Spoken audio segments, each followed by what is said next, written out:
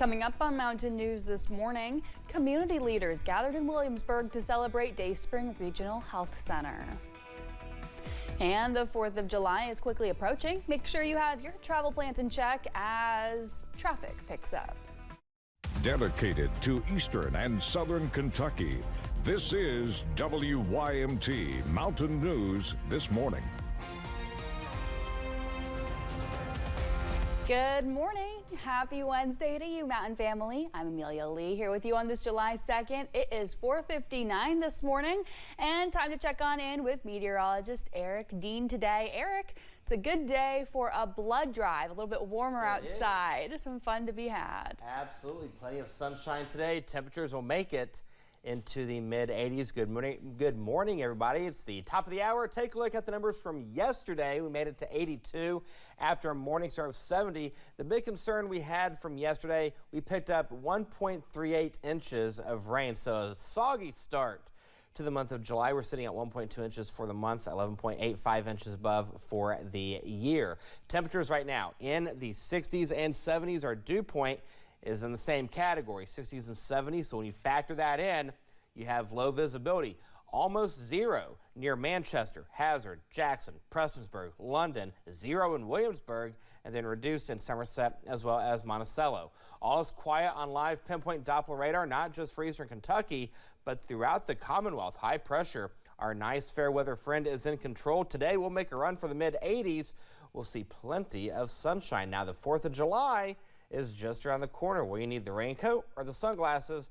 I'll have that answer coming up in the First Alert forecast in a few minutes, but right now it's 5:01. We'll send it back to Amelia. Thanks, Eric. Summer is in full swing, and officials with the Kentucky Department of Fish and Wildlife say this is when water-related injuries and deaths increase. I hopped in a boat with Fish and Wildlife officials to see firsthand how they work to keep you safe. Game warden, how you doing? Game Warden C.J. Smith patrols the Carr Creek Marina during the summer months. And with increased boat traffic, safety is at the helm. You have your fishing license, brother? Your life jacket, did you have it? Did you pull it? Oh, okay, right here. Do you have a throw cushion? A square throw cushion. Okay, good deal. Do you have a fire extinguisher?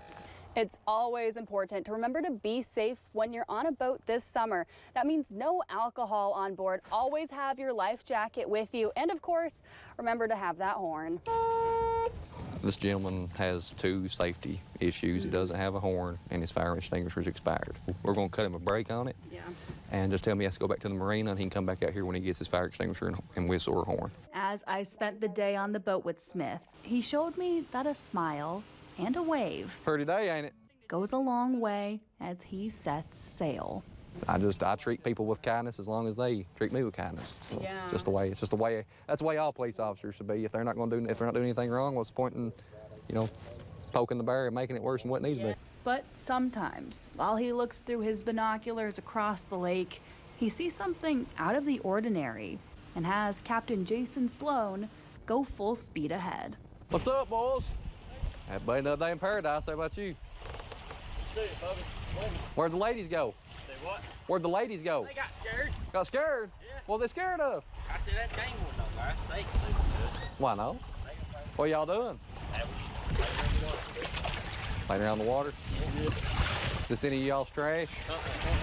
Smith telling the boys to make sure they have life jackets with them. I buckled up my U.S. Coast Guard approved life jacket before Smith let me have a chance at the wheel. You're a natural. Making sure all the safety features were in place. I guarantee you, if you got a boat, I would say it would take you about 3 trips and you would know everything out here. Following the rules and regulations of the water from start to finish. Well, Smith did ask for consent before filming and performing the safety check on each boat, since he did not have probable cause before doing those inspections. And the Kentucky Department of Fish and Wildlife is also taking part in Operation Dry Water ahead of the 4th of July holiday. They'll be increasing patrols on waterways and teaching folks about why you should not boat under the influence. Well, yesterday marked 1 year since the Day Spring Regional Health Center opened its doors to several rural areas. Community leaders in Whitley County, Senate President Robert Stivers, and those who helped collaborate to make the project happen joined together to celebrate their accomplishments and talk about steps going forward. Sometimes you have to travel to Knoxville, you have to go to Corbin, you have to go to London. Now many of those services are offered right here, so you're not spending $25 and $30 in gas and they have to stop to get food. Put the principles of telecommunications and telehealth in it, then you can come here and actually have access to even more healthcare providers.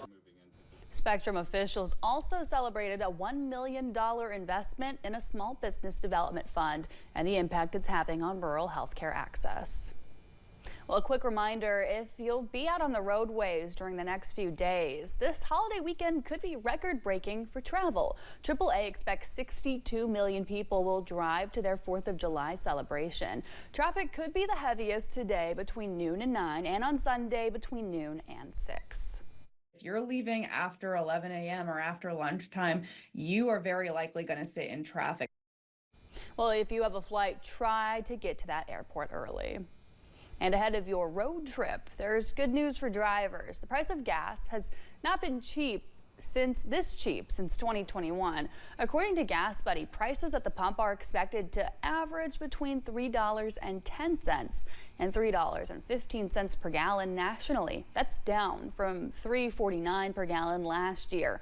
And in Kentucky, the average is about $2.88 per gallon. Several new laws are taking effect in Tennessee.